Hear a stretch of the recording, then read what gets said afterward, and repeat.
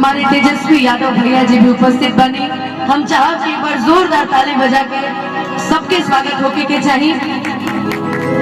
और एक बार प्रेम से बोली सच्चे दरबार की। कोनो भी शुभ कार्यक्रम होके के पहले एगो भजन होके के चाहिए, लेकिन चाचा जी की फरमाइश है कि आज जब साक्षात प्रभु ही हमारे घर आए हैं तो क्यों ना उन्हीं के बारे में पहले भजन। हमरा ढेर गावे ना आवेला, बाकी जब अपन परिवार होला सामने, जब अपन घर परिवार सब मेरा सब हमारा सामने बड़े तो कुछ कोशिश करें कि हाँ कुछ गाई। कि घरे आवा भाई के राजा जी, कि घरे आजा भाई के राजा जी, सबका से आगे लालते आगे राजा जी, सबका से आगे लालते घर में के बनिया ये राजा जी, घर में के बनिया ये राजा जी, कि कहतारी घर में के कनिया है राजा जी, हमने के भी कहतारी। और इस समस्त जितना भी हमारे युवा साथी पढ़े आज की सबका जुबान पे के गुनाम रहे कि कहतारी घर में के कनिया ये राजा जी, सबका से आगे लालते दिया सबका से आगे लालते दिया राजा जी, सबका से आगे लालते दिया राजा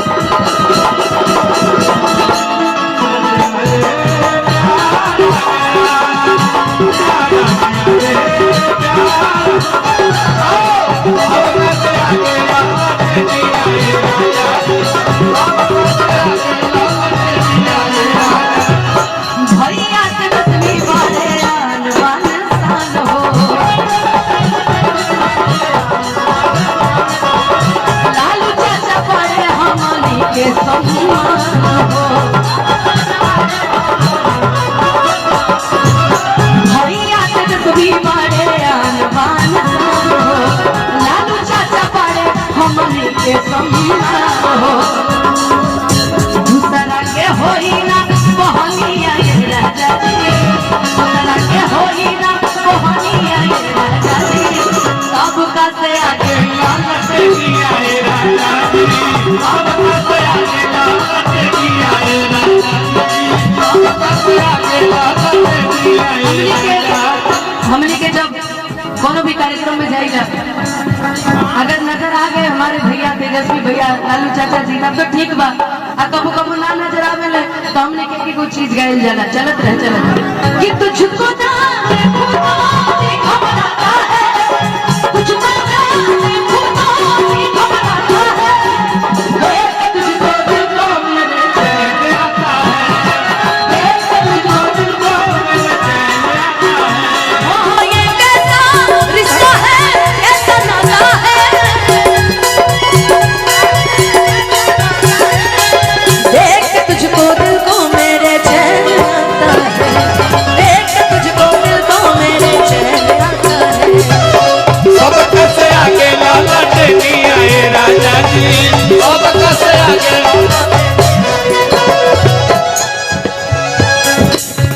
हमारे बीच में बहुत सारे बड़े अतिथिगण नाम से तो हम सबके ना जानीला, बाकी जितना भी लोग आइल बनी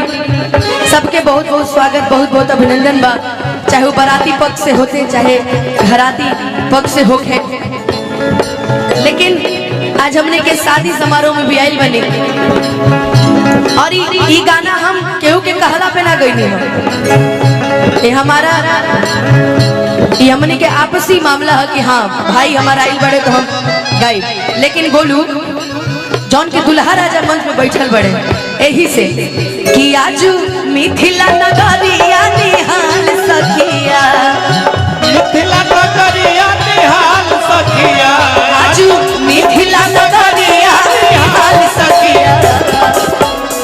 आज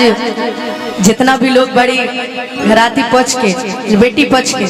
आज वह लोग गई हैं कि आज अरे मिथिला नगरिया निहाल सखिया कि चारों दूल्हा में बड़का कमाल सखिया चारों दूल्हा में बड़का कमाल सखिया आजू मिथिला नगरिया निहाल सखिया आजू मिथिला नगरिया निहाल सखिया चारों दूल्हा में बड़का कमाल सखिया चारों दूल्हा में बड़का कमाल सखिया दुल्हा दुल्हन के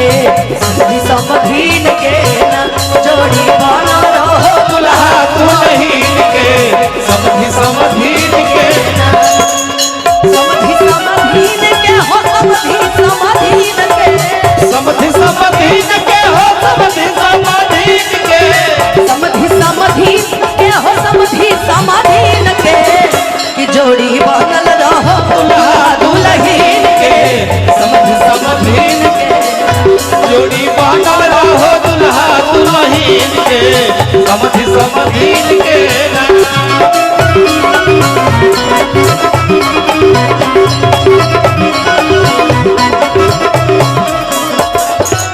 शीश माड़ी मोरिया कुंडल सोहे कनावा कुंडल सोहे कनावा कुंडल सोहे कनावा कारी का जरारी झुलुमी नयनवा नयनवा हो झुलुमी नयनवा शीश माड़ी मोरिया कुंडल सोहे कनावा कारी कारी का जरारी झुलुमी नयनवा कि लाल चंदन सोहे इनके भाल सखिया लाल चंदन सोहे इनके भाल सखिया। अच्छा कई जगह बारात में गईला पे पते ना चले लगे के घराती के बराती, लेकिन जितने चेहरे खुशनुमा लग रहे हैं भाई आज सब बेटी बेटा पच के सब बैठे हैं आराम से एकदम। लेकिन इसी बीच में जरा एक बार दूल्हे की शक्ल देखिए, एक बार देखिए जरा क्या खूबसूरत। कहते ना मैं गाना था कि हंसता हुआ नूरानी चेहरा की काली जुल्फे रंग सुनहरा तेरी जवानी तौबा तौबा रे दिलरुबा दिलरुबा। लेकिन जब मैंने उनको बोला ना कि एक बार दूल्हे का चेहरा देख के बेचारे खुश हो गए एकदम। लेकिन जानते हैं कि बस आज कल से तो फिर ठीक है आने दीजिए, खर्च बढ़ गई कल से, अब कल से खर्चा दुगना हो जाएगा। अब तो सब जिद्दी भी मुझे समझा दिला, लेकिन अब बड़ा दुखित पड़े हम कुछ खुदे नहीं नहीं, लेकिन भगवान करे माता रानी करे कृष्ण भगवान करे कि आप लोग ऐसे ही खुश रहिए आजीवन खुश रहिए। और हमरो ब्याह शादी होगी तो भैया के आवे के नहीं तो दुल्हा राजा लोग बहुत बढ़िया से समझा देते रहे हैं। हाँ नहीं नहीं, मेरी शादियों के अभी से आपको आना है भैया, हम आपकी शादी में हमारी शादी में नहीं आएंगे। कि लाल चंदन सोहे इनके भाल सखिया चारों दूल्हा में बड़का कमाल सखिया चारों दूल्हा में बड़का कमाल सखिया